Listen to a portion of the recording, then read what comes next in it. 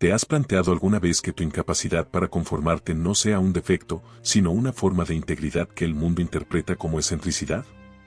¿Qué pasa cuando ser exigente con el amor se convierte en la única manera legítima de cuidar tu alma?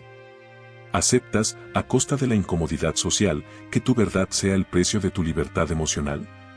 Existe un tipo de alma para la cual la autenticidad no es una opción, sino una ley interna.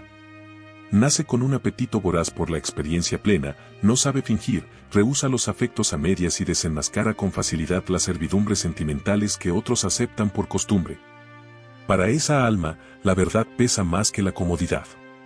El hechizo de una relación que no alcanza las capas profundas del ser se rompe con facilidad. Es esta exigencia la que, a ojos de la mayoría, la convierte en forastera. Puede que te preguntes si hay algo mal en ti. Carl Jung respondería que no. No se trata de una tara, sino de una condición evolutiva del alma. Antes de seguir con el video, quiero que comentes esta palabra en la caja de comentarios: individuación. Escribe individuación y, en una sola línea, explica qué despierta esa palabra en tu alma y en tu corazón. ¿Qué imagen, recuerdo o sensación te trae? ¿Qué miedo o esperanza revela? ¿Qué paso interno te pide dar? Hazlo ahora. Tu línea puede convertirse en el faro que alguien necesita para reconocerse y atreverse. No lo dejes para después. Comparte tu palabra y conviértela en presencia para otros que también transitan este camino. Tu comentario será visible a otros y tiene poder. Una sola línea honesta puede resonar, despertar preguntas y sostener a quien aún no tiene palabras. Escribe desde el corazón, con sinceridad y sin prisa: no busco perfección, busco verdad. Al dejar tu palabra, ayudas a construir un mapa colectivo de almas en transformación. Comenta ahora y quédate un instante para leer a alguien más. Lo que compartes aquí puede ser el inicio de un encuentro real. Comparte tu luz. Jung comprendía que esas almas no pueden amar de forma ordinaria. Antes de acceder a una unión genuina, el universo la somete a una sucesión de pruebas. Cada temporada de soledad, cada romance truncado, cada desplome del ego, funciona como laboratorio de refinamiento. No son castigos, sino procesos que disuelven lo superficial y permiten surgir lo legítimo. Si alguna vez te sentiste ignorado mientras otros parecían encontrar el afecto con facilidad, puede que pertenezcas a este grupo. Entonces, ¿qué obra el universo con almas como la tuya antes de presentarte a la persona idónea? Aquí, desde la mirada junguiana, desvelamos esos misterios. El primer tránsito: la separación del inconsciente colectivo. Antes de hallar una pareja que resuene con tu centro, debes romper el lazo con los patrones que la sociedad transmite: guiones familiares, expectativas culturales, el relato cómodo de pareja. Lo que vives es una soledad impuesta, no elegida, sino necesaria, como si hubiera sido extraído de la marea común y arrojado a una orilla donde la voz interior reclama autenticidad. Mientras tus allegados construyen celebraciones conjuntas y vitrinas digitales de felicidad, tú observas desde una hendidura existencial y te preguntas por qué tu brújula interior no responde a los mapas colectivos. Jung llamó a esto desprenderse del inconsciente compartido, dejar de seguir los roles que otros asumen sin cuestionar. Cuando la mayoría se vincula por miedo a la soledad, por presión o por la búsqueda de seguridad material, las almas raras perciben esas elecciones como traiciones íntimas. Mantener la soledad les parece preferible a vender su esencia por una compañía que no alimenta. Imagínate en una fiesta: risas, brindis, miradas cómplices. Tú sonríes, pero hay un hueco interior. No es ausencia de deseo, deseas amor con la misma intensidad, sino incapacidad de hablar el idioma habitual de las conexiones. Cada coqueteo suena prefabricado, cada cita la repetición de una escena conocida. Estás presente y a la vez ajeno. Esta ruptura con el inconsciente colectivo te expone a una frontera desolada. La pregunta: ¿qué busco realmente?, se hace ineludible. La experiencia duele. Observas que otros rebajan estándares, individuación, comenta, negocian expectativas, renuncian a preguntarse más allá de la superficie, encuentran una pareja imperfecta y la aceptan. Para ti, esa solución sería una amputación del anhelo vital. Fácil es caer en la autocrítica, pensar que tu selectividad, tu profundidad o tu sensibilidad son defectos. No lo son. Jung lo describiría como una fase iniciática necesaria para la individuación. La individuación requiere enfrentar sombras. Esa individuación requiere enfrentar sombras. En tu tránsito reaparecen patrones heredados, el ansia de aprobación, el eco de amores anteriores, la voz del deber. Cada relación fallida actúa como espejo que refleja una pieza de ese contenido inconsciente que exige ser integrado. No es casualidad que las personas equivocadas lleguen, traen consigo las oportunidades más urgentes de reconocimiento interno. Cuando te enamoras del espejo de alguien, el vínculo se vuelve ensayo de autoconocimiento. Es en el choque con lo no resuelto donde la fibra del alma se templa. Las pruebas se manifiestan con brutal claridad, encuentros que prometen profundidad y se quedan en la superficie, parejas que repiten esquemas infantiles, tentaciones de ceder al alivio inmediato. En cada episodio, el ego se quiebra en pequeñas astillas. Algunas heridas parecen irreparables, pero Jung insiste en que la cicatriz es signo de crecimiento. La vida evoluciona cuando aceptas tu propia complejidad. La soledad entonces deja de ser ausencia para convertirse en terreno fértil. No es un vacío moral, sino una sala de prácticas donde se aprende a distinguir el amor que nutre del que empobrece. En la vida cotidiana, la separación se expresa en decisiones concretas, rechazar matrimonios arreglados, terminar relaciones largas que han dejado de ser sinceras, elegir permanecer solo a pesar de la presión social. A simple vista parecen actos de rebeldía, en realidad son actos de fidelidad hacia un llamado interior. El alma que se niega a vendérsela al confort social está salvaguardando algo mayor, su capacidad de encuentro verdadero. El propósito del universo. ¿Qué papel desempeña entonces el universo? No conspira en contra tuya, conspira a favor de la verdad de tu alma. Las pruebas duras son los instrumentos con los que el universo talla tu receptividad. Te somete a escenarios que desmantelan lo impostado hasta que la honestidad emocional sea la única forma posible. Este proceso no elimina la experiencia del amor, la purifica. Cuando finalmente aparece la persona que responde a tus capas más profundas, no llega para repararte, sino para reconocerte. La diferencia es radical. No buscas completo en otro, sino comunión de dos integridades. Aceptar este camino implica transformar la narrativa del rechazo. Cada soledad, cada equivocación, cada latido a solas es laboratorio de aprendizaje. La pregunta que antes sonaba a castigo se convierte en una invitación. ¿Qué parte de tu mundo interior requiere reconciliación para poder amar sin renuncia? Jung nos recuerda que la individuación es tarea heroica. Implica desprenderse de lo colectivo para ser realmente humano.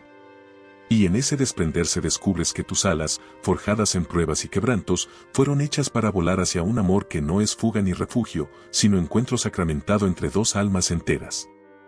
¿Te has sentido alguna vez rodeado de gente y, aún así, completamente solo? ¿Qué se rompe en el interior cuando la multitud te devuelve el silencio en lugar de compañía? ¿Qué clase de brújula interna exige ese aislamiento como condición previa para amar con autenticidad?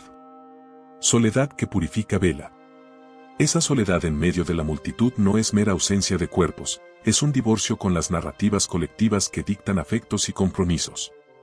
No se trata de no tener compañía, sino de experimentar una exclusión ontológica.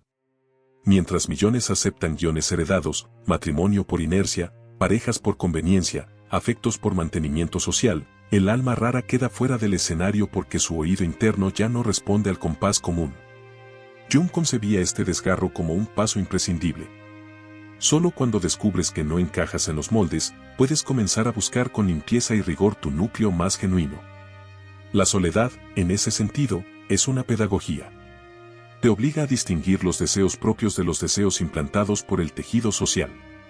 ¿Por qué es necesaria esta etapa antes de encontrar el amor verdadero? Porque, sin la experiencia obligada de estar a solas con uno mismo, no existe la posibilidad real de diferenciar entre anhelos auténticos y expectativas ajenas. Muchos aman para satisfacer un mandato familiar, para ganar aprobación o para eludir la incomodidad del vacío. Las almas raras, en contraste, deben encarar la pregunta radical: ¿por qué quiero amar? ¿Es por miedo al estancamiento o por la necesidad de compartir una verdad interior que no se puede plegar a la rutina social? En términos psicológicos, esta fase marca la emergencia de una conciencia que se separa del colectivo para constituir un yo autónomo, capaz de elegir desde su propia pertenencia. Jung afirmaba que muchos renuncian a llegar tan lejos, mezclan su ser con la masa y pierden la singularidad en el inconsciente colectivo. Para las almas raras, el compromiso impuesto se convierte en traición. Su soledad, lejos de ser abandono, es purga espiritual, creencias prestadas, identidades asumidas, sueños ajenos. Todo eso se desprende en un proceso doloroso que revela el anhelo esencial. Es habitual que estas almas soporten largos periodos sin vincularse, porque no pueden fingir entusiasmo en citas sin sustancia ni permanecer en relaciones seguras pero vacías. Y en ese gesto de negación suelen autoinculparse. Ven su resistencia como defecto. Sin embargo, desde la perspectiva junguiana, esa resistencia es el primer signo de individuación. El universo te separa del ruido para que puedas escuchar la voz más pura de tu interior. La clave no es escapar de la soledad, sino aprender a convivir con ella, a reconocerla como prueba de diferencia y no como evidencia de menor valor. Estás solo, no por insuficiencia, sino por estándares superiores. No estás desamparado, estás siendo refinado, como el oro que debe atravesar el fuego para brillar. Este vacío desarrolla en ti una sensibilidad afinada. Ya no te pierdes en caricias superficiales. Tu percepción se vuelve capaz de detectar la presencia de un alma afín. La ruptura con el inconsciente colectivo actúa como un despojamiento de máscaras sociales hasta que tu rostro real quede expuesto. Desde ese instante, el camino hacia el amor comienza en serio. No obstante, el siguiente tránsito, el encuentro con el reflejo, introduce una nueva paradoja, la llegada de una figura que parece encarnar lo que tu mundo interior ha demandado por años. La psicología junguiana la nombra con precisión, activación del ánima o del ánimus. No es todavía amor auténtico. Es la primera encarnación del aspecto complementario que aún no has integrado. Cuando alguien irrumpe en tu vida mostrando cualidades que resuenan con la feminidad interior, ánima, o la masculinidad interior, ánimus, la atracción es instantánea y abrumadora. Las sensaciones de reconocimiento absoluto, palabras, silencios y gestos parecen traducir tu mundo íntimo a un idioma que por fin comprendes. La sincronicidad se dispone, los símbolos se alinean y sientes que conoces a esa persona desde siempre. Pero lo que experimentas es, con frecuencia, una proyección. Te enamoras del reflejo de lo que aún no es tuyo, del parche que el inconsciente presenta para empujar la integración interna. El peligro reside en confundir ese espejo con una entidad separada. Enamorarse del reflejo reporta una recompensa inmediata, intimidad ilusoria, sentido compartido, pero también arrastra riesgo. La relación puede anclarte en la repetición de patrones no resueltos y posponer la verdadera individuación. Imagina un escenario narrativo.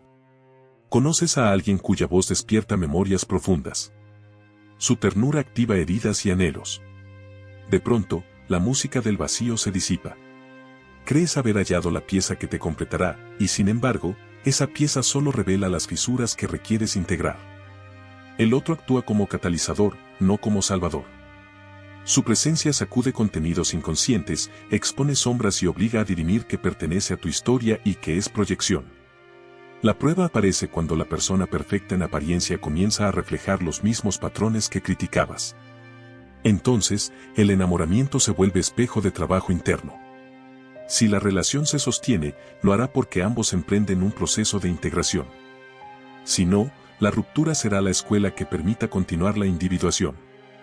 Jung advierte que la atracción por el ánima o ánimus puede transformarse en un camino de autoconocimiento o en una trampa prolongada.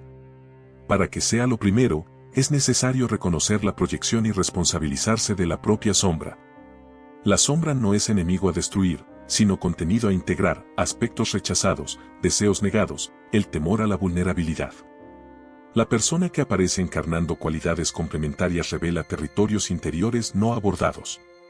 Amarla conscientemente exige distinguir entre el deseo legítimo y la ilusión funcional. La pregunta operativa es, ¿me atrae esta persona por lo que es o por lo que me devuelve de mí mismo? Esa distinción cambia la naturaleza del vínculo. En la práctica, este discernimiento exige disciplina emocional, requiere detener la narrativa de destino, evaluar las repeticiones de patrones, prestar atención a las reacciones viscerales que cada encuentro provoca. Las señales se hallan en los reiterados conflictos, en la sensación de reactivación de viejos miedos, en la urgencia por resolver fuera lo que aún no se ha trabajado dentro.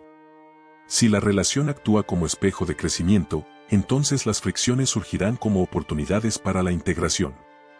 Si funciona como anestesia, será vehículo de repetición.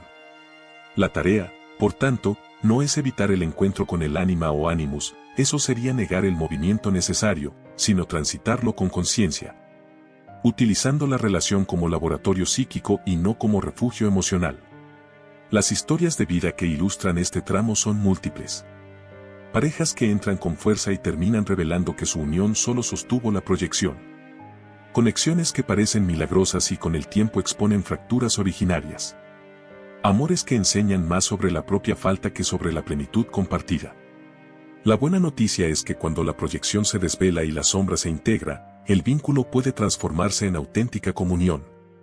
Dos individuos que se reconocen en su complejidad y se encuentran sin pretensiones de salvación mutua. El proceso junguiano no promete facilidad ni rapidez. Exige tiempo, soledad soportada con dignidad, confrontación con la sombra y la capacidad de mirar el reflejo sin ceder al delirio de destino. Al final, la vida no nos coloca frente a la persona correcta para llenarnos, sino frente a la experiencia necesaria para que nos conozcamos. La aparición del ánima o el animus es un umbral. Si lo atraviesas con lucidez, te acerca a la posibilidad de un amor que no es producto del espejo, ánima/animus incompletud, sino encuentro entre dos integridades. ¿Alguna vez has sentido que el latido de tu corazón se confundía con el eco de algo dentro de ti? ¿Que la intensidad de una atracción no era hacia aquella persona, sino hacia una cualidad que brillaba en ella y que reclamabas en silencio? ¿Qué sucede cuando el otro actúa como un espejo perfecto y tú confundes el reflejo con destino? Cuando alguien activa tu ánima o animus, deja de ser simplemente una presencia ajena y se convierte en un espejo viviente. En sus gestos, en su tono, en su mirada, reconoces las cualidades que anhelas incorporar. Y como aún no has integrado esas cualidades en tu propia psique, la proyección aparece como amor dirigido hacia la persona externa. En realidad, lo que amas es la esencia latente de ti mismo. Este fenómeno, tan habitual en la vida diaria, suele confundirse con el mito del amor a primera vista. Piensa en el caso de la joven que una vez compartió su carta en este canal. De carácter tímido y con un historial de decisiones delegadas, estudios, carrera, relaciones, permitía que otros trazaran su camino. Un encuentro casual con un hombre de presencia rotunda alteró su brújula interna. Su firmeza se presentó como un faro capaz de guiarla fuera de su indecisión. Tras pocas interacciones, la convicción de haber encontrado al indicado la envolvió. Con el paso del tiempo, la realidad deshizo la proyección. Él no la comprendía en la hondura que su corazón reclamaba. No ofrecía la alianza espiritual que ella imaginó. Aquella decepción la obligó a mirar hacia adentro y a reconocer que lo que había amado no era estrictamente a él, sino la determinación que ella misma necesitaba despertar. Otro relato, de un hombre criado en un entorno que celebraba la dureza y demonizaba la sensibilidad, ejemplifica la otra cara de la moneda. Desde niño aprendió a sofocar lágrimas y a presentar un semblante inexpugnable. Al conocer a una mujer con una capacidad empática extraordinaria, experimentó una apertura casi hipnótica. Su ternura despertaba emociones largamente enterradas. Creyó haber hallado a la salvadora que curaría todas sus heridas. Solo después de algunos meses se hizo evidente que esa ternura no bastaba para sostener la reparación interna que él aún no había encarado. La relación se volvió carga antes que alivio. Comprendió entonces que lo que deseaba era la suavidad que él mismo había negado, no la mujer en su totalidad. Quizá hayas vivido ese estremecimiento que confundes con destino para luego descubrir que era un reflejo del inconsciente. Ese descubrimiento no invalida la intensidad del sentimiento. La atracción es genuina, visceral, pero sí revela su naturaleza funcional. Se trata de una proyección que ofrece un acceso al material psíquico no integrado. El problema central no radica en que la atracción sea falsa. Es que una relación fundada en proyecciones tiene una gran propensión a desmoronarse cuando el velo se levanta. Las personas proyectadas portan defectos, sombras y límites que no encajan con la idea idealizada que sostuviste. Cuando la ilusión se desvanece, la caída puede sentirse como un abismo. Jung subrayaba que estos encuentros no nos llevan necesariamente a la pareja predestinada, sino que nos confrontan con las facetas no reconocidas de la propia alma. El ánima y el animus no son meras figuras externas, son señalizaciones internas que reclaman ser incorporadas. Si un hombre se enamora de la sensibilidad que muestra una mujer, la lección no es aferrarse a ella como fuente externa de ternura, sino cultivar esa suavidad en su propia vida. Si una mujer se siente atraída por la determinación que encarna un hombre, la enseñanza es despertar su propia fortaleza, no delegarla. La verdad contundente, el amor que experimentas en esos instantes, es en gran medida amor hacia tu propio potencial no desarrollado. El otro actúa como mensajero del universo, un espejo que revela la sombra indebidamente negada. Es un regalo. Si se interpreta correctamente, conduce al crecimiento. Si se confunde con un vínculo eterno e inmutable, desemboca en dependencia y decepción. La dificultad de esta etapa reside en su doble faz, belleza y dolor. Es hermosa porque abre una puerta a experiencias emocionales intensas, como si entraras en contacto con una dimensión sagrada del afecto. Es dolorosa porque te obliga a reconocer que esa persona, por muy extraordinaria que parezca, puede ser el vehículo para ver en qué partes de ti aún falta trabajo. Muchas almas raras quedan atrapadas persiguiendo reflejos sucesivos, sin percatarse de que el trabajo real exige mirar hacia adentro e integrar lo que falta. Jung lo sintetizó con precisión: hasta que no hagas consciente lo inconsciente dirigirá tu vida y lo llamarás destino. Al atravesar esta fase con conciencia, dejas de exigir al otro que te complete. En su lugar agradeces su papel catalizador y comienzas a cultivar las cualidades que antes proyectabas. La sombra y el autosabotaje, el tránsito brutal. El tránsito siguiente y a menudo más brutal es la autodestrucción, o mejor dicho, la emergencia de la sombra como resistencia. La sombra, ese depósito de miedos, heridas y defensas, suele permanecer latente en relaciones insatisfactorias. Sin embargo, al acercarte a aquello que verdaderamente anhelas, la sombra despierta con violencia. Imagina la sombra como un prisionero habituado a la oscuridad. Cuando la puerta de la potencial libertad se abre, la reacción puede ser retroceder hacia lo conocido. La libertad intimida porque lo conocido ofrece estructuras, aunque sean limitantes. Así, aquello que anhelas más profundamente activa el material prohibido que aún no has integrado y la psique responde con sabotaje. Esta dinámica se expresa en patrones reconocibles, reacciones desproporcionadas ante intimidades, sabotaje relacional en momentos de cercanía, regresiones emocionales que reproducen escenas tempranas de dolor. La sombra prefiere la repetición a lo desconocido. Por eso, cuando la posibilidad de cambio real aparece, surgen resistencias, miedo al abandono, estallidos de ira, despliegues de pasividad o control, con la función paradójica de preservar la familiaridad patológica. El proceso se siente como autodestrucción, porque esas resistencias pueden desmantelar relaciones prometedoras. En términos psíquicos, son el precio que la individuación exige para consolidar un sujeto más íntegro. Entender esta fase implica reconocer la lógica de la sombra. No es enemiga, justa de excluir, sino un contenido a integrar. Su manifestación no anula la autenticidad del deseo, solo señala que queda trabajo por hacer. El desafío es sostener la mirada sobre lo que emerge, no reaccionar con culpa ni condena, sino con la disciplina de la observación y la disposición a responsabilizarse por las propias proyecciones. Solo así, la aparente autodestrucción se transfigura en vía de transformación. Las resistencias, una vez trabajadas, dejan de ser trampas y se convierten en umbrales que, al cruzarlos, permiten la emergencia de un vínculo que no depende de la autoalienación, sino de la presencia compartida de dos individuos que han responsabilizado su propia sombra. ¿Alguna vez has sentido que justo cuando aparece aquello que más anhelas te conviertes en tu propio enemigo? ¿Qué razón profunda te impulsa a sembrar dudas donde florece la confianza? ¿Por qué frente a una promesa real prefieres construir murallas antes que abrir la puerta? Sombra y autosabotaje. El amor verdadero funciona con una lógica inversa. En el instante en que alguien verdaderamente compatible entra en tu vida, alguien capaz de verte sin disfraces, no siempre te abre el corazón.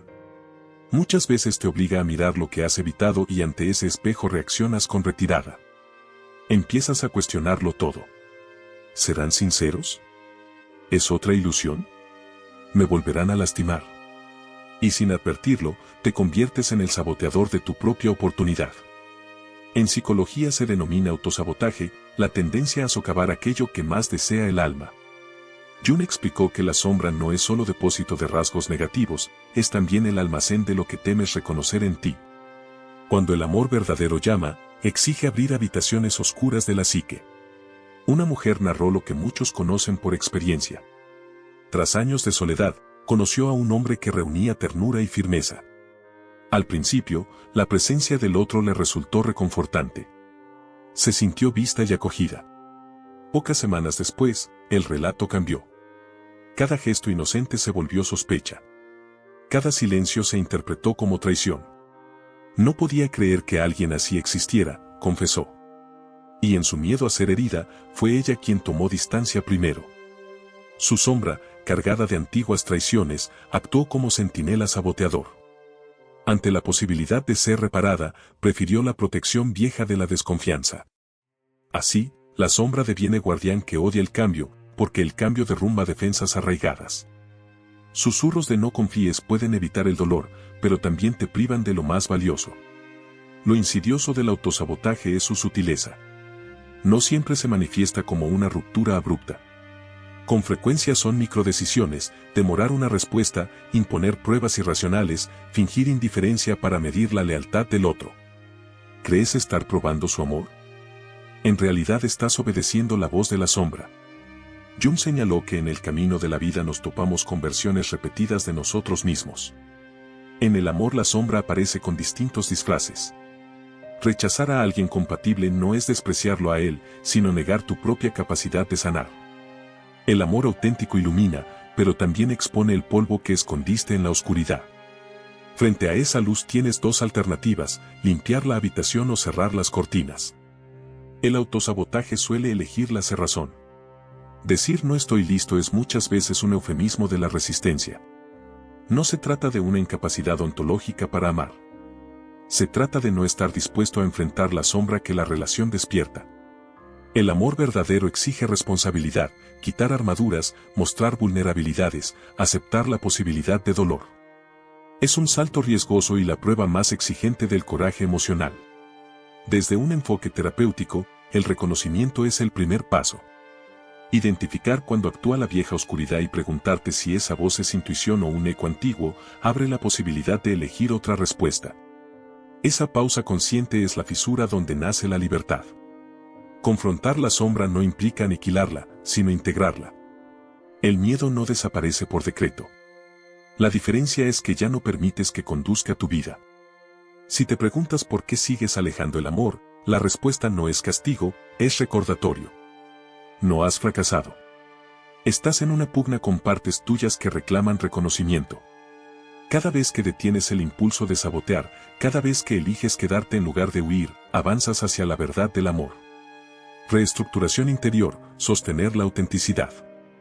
El cuarto paso es la reestructuración interior. Reconocer la sombra y detener su dinámica no basta. El universo solicita una transformación más profunda, reconfigurar el mundo interno para convertirse en una versión auténtica de ti mismo. Ya no basta con evitar destruir el amor conquistado. Debes convertirte en la persona capaz de sostenerlo. Esto exige un trabajo minucioso, revisar creencias fundantes, desactivar guiones heredados, asumir nuevas prácticas afectivas. La reestructuración implica rehacer prioridades, reescribir los relatos que te definieron y practicar nuevas maneras de la intimidad que no replican antiguos patrones. En la práctica, la reestructuración se traduce en disciplinas concretas, sostener conversaciones difíciles sin retraerse. Tolerar la vulnerabilidad sin puniciones, responsabilizarse por las reacciones automáticas y transformar la urgencia por controlar en la disposición a confiar. No se trata de convertirse en alguien perfecto, sino en alguien íntegro, alguien que no exige al otro la reparación de su incompletud, sino que comparte su plenitud en construcción. El trabajo es lento, exigente y a veces doloroso, pero su fruto es una disponibilidad para el amor que no proviene de la urgencia ni de la carencia, sino de una estructura interior nueva. La paradoja es que el amor verdadero llega para enseñarte a ser quien eres capaz de ser, no para proveer lo que te falta. Si atraviesas la prueba del autosabotaje con honestidad y te adentras en la reestructuración, entonces el vínculo que emerja no será refugio temporal, sino compañero de una vida forjada en responsabilidad y autenticidad. ¿Te has preguntado qué ocurre cuando te enfrentas al espejo más implacable, el propio proceso de volverte quien realmente eres? ¿Qué se derrumba dentro de ti cuando por primera vez reconoces que muchas de tus certezas no te pertenecen?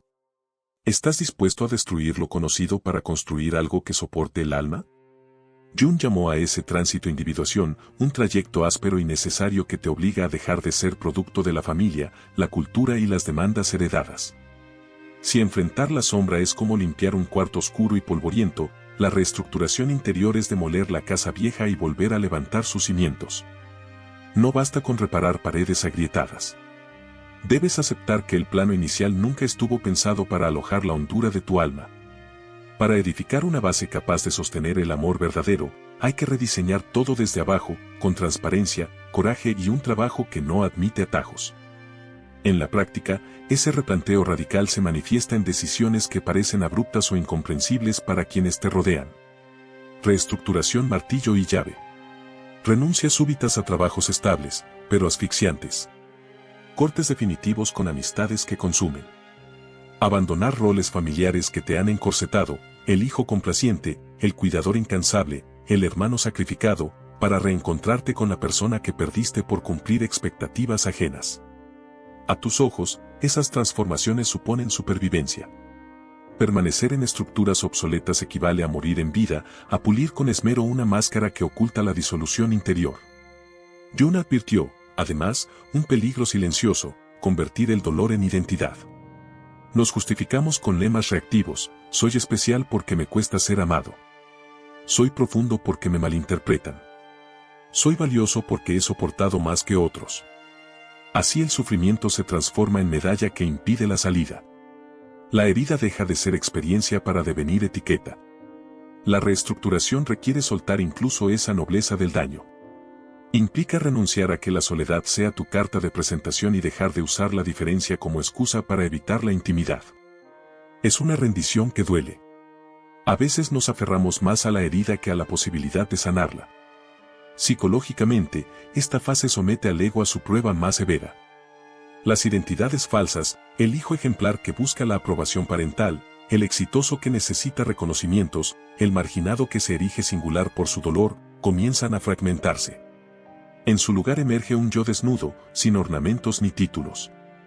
Surge entonces la pregunta que hiela y libera: si no soy todas esas etiquetas, ¿quién soy? La incertidumbre puede desencadenar pánico, pero al mismo tiempo abre una posibilidad radical: libertad.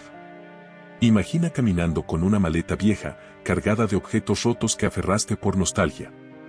Pesas cada paso. Decidir abrirla, soltar lo inútil y seguir ligero es la metáfora de la reestructuración: desechar lo obsoleto para viajar con lo esencial. ¿Has sentido alguna vez esa maleta en tu vida, un rol, una relación o un hábito que pesa y sabes que ya no te pertenece? La señal de que estás en esta fase suele ser una desalineación persistente. Conversaciones que antes te entusiasmaban, ahora te parecen huecas. Placeres que antes satisfacían se vuelven repeticiones insípidas. Vínculos que fueron cercanos se tornan cargas. Cambias y quienes te conocen se confunden. Para ti, sin embargo, es evidencia de que una versión antigua de ti mismo está quedando atrás y de que se abre paso la persona que tu alma había estado esperando. Lo crucial no es únicamente aprender a encontrar el amor, es aprender a vivir de acuerdo con tu verdad. El amor auténtico solo puede arraigarse sobre suelos de honestidad. Si no has hecho las paces con tu verdad, cualquier unión que construyas quedará al borde del derrumbe, sostenida por apariencias. Jung enunció con brutal claridad: lo más aterrador es aceptarse a uno mismo por completo. Esa aceptación es liberadora. A medida que avanzas en la reestructuración, algo en tu energía cambia: desaparece la necesidad de impresionar, la urgencia por evitar el abandono o la búsqueda de validación externa.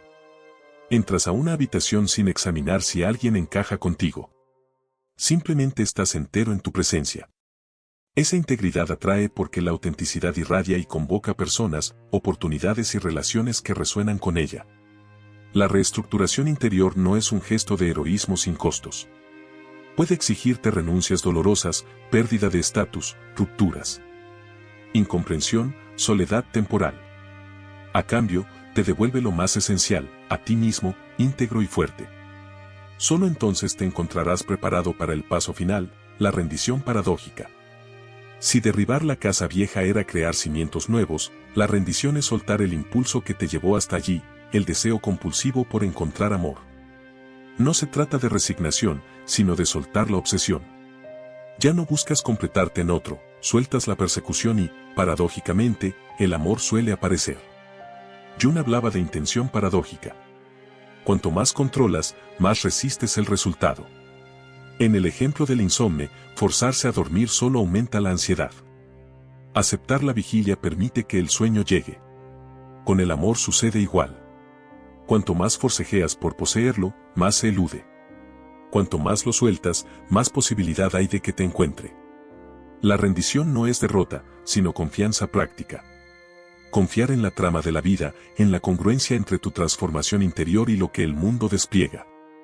Este camino no promete atajos, exige demoliciones y reconstrucciones, pérdidas y renacimientos. Pero quien atraviesa la reestructuración interior con honestidad, descubre una vida más ligera, un corazón capaz de sostener relaciones sin exigir reparación ajena. Y entonces, sin buscarlo con ansiedad, el amor llega donde la integridad ya ha hecho su casa. Y si el acto de dejar de perseguir el amor fuera justamente lo que lo hace aparecer, ¿qué ocurre en tu interior cuando sueltas la batalla y vuelves a habitar tu propia vida con plenitud? ¿Estás dispuesto a confiar en que la ausencia de búsqueda no equivale a abandono? Rendición, soltar igual a amar paloma. Conozco la historia de un hombre que ilustró esa paradoja con crudeza. Más de una década dedicado a rastrear afectos, probando todas las apps, todas las citas, todas las fórmulas. Cada fracaso lo empujaba a redoblar la búsqueda hasta que un día se detuvo. Dejó de perseguir resultados y volvió a sí. Trabajó en proyectos que lo apasionaban. Viajó en soledad y recuperó la fotografía, una dedicación que había postergado por la urgencia de encontrar compañía. En un viaje, sin expectativa ni estrategia, conoció a quien sería su compañera de vida. Su comentario fue preciso: gracias a que dejé de demostrar algo, pude estar simplemente siendo, y entonces el amor llegó inevitable. Ahí reside la fuerza de la rendición, transforma el motor del deseo y lo convierte en apertura en lugar de exigencia. Rendirse implica también cambiar la intención que mueve el amor, de buscar a alguien que cubra un vacío a querer compartir una plenitud ya existente. Esa diferencia es radical. Quien busca validación entra al vínculo desde la carencia, proyectando la necesidad en la otra persona. Quien vive desde la rendición se presenta completo y el amor se ofrece como extensión natural de esa integridad, no como remedio. Jung lo formuló con claridad: el privilegio de una vida es llegar a ser quien realmente eres. Rendirse es la ética de convertirse en lo que mereces ser y dejar que el amor sea un obsequio, no una tabla de salvación. Imagina soltar una cuerda tensa que creías imprescindible para no caer. Durante años pensaste que sostenerla te mantenía a salvo. En realidad, el agarre te hería y te anclaba. Al soltarla, descubres tierra firme bajo tus pies. La ausencia del pánico libera la capacidad de abrir las manos y recibir sin aferramiento. El verdadero amor aparece cuando tus manos están abiertas no por miedo, sino por confianza. Jung denominó este tránsito el paso de la necesidad al deseo. La primera se alimenta de urgencia: necesito a alguien para no estar solo. La segunda brota del querer compartir una plenitud: quiero a alguien para acompañar mi vida. Solo desde el deseo puede germinar una relación que no dependa de la completud ajena. La rendición también evidencia que has superado pruebas anteriores. Ya no buscas demostrarte. No te dejas engañar por ánimas o ánimos proyectados. No permites que la sombra dicte tus decisiones, ni te aferres a una identidad herida como medalla. Vives, y ese vivir íntegro restablece la proporción entre lo que eres y lo que el mundo te devuelve. El amor deja de ser algo que debes atrapar y se torna un flujo con el que te desplazas con naturalidad. La paradoja es evidente. Solo cuando dejas de necesitar amor, estás verdaderamente listo para recibirlo. Solo cuando dejas de buscarlo, descubres que siempre estuvo alrededor, como el sol que nunca se fue. Simplemente estabas mirando al suelo en vez de al cielo. Reflexión final y llamado a la comunidad. Reflexionar sobre este camino permite ver al amor menos como destino y más como proceso de individuación del alma. Cada encuentro, cada desengaño, cada éxito o retroceso no es azar. Son marcas en la senda que te enseñan sobre ti mismo. Cuando dejas de perseguir, cuando la urgencia se disuelve y la vida se despliega en su propio ritmo, la dureza se suaviza y la presencia se hace más clara. Eso no significa pasividad. La rendición es una práctica activa de confianza, una retirada de la lucha por controlarlo todo. Si hoy te reconoces en alguna etapa de este trayecto, si estás saliendo del inconsciente colectivo, enfrentando tu oscuridad, vaciando la maleta de lo obsoleto o aprendiendo a soltar con desconfianza, recuerda que no caminas aislado. Otras almas raras transitan la misma senda. Te invito a continuar esta travesía de autoconocimiento junto a nuestra comunidad. Si este mensaje resonó en tu corazón y si buscas más herramientas para la alquimia del alma, para transformar tu sombra en luz y tu deseo en realidad, suscríbete ahora a nuestro canal. Dale me gusta a este video si estás dispuesto a soltar la cuerda y a caminar hacia tu integridad. Activa la campanita para que te avisemos cuando lancemos el próximo mapa para el despertar de tu alma. Tu camino es único, pero no tienes por qué recorrerlo en solitario. Te espero en el próximo video.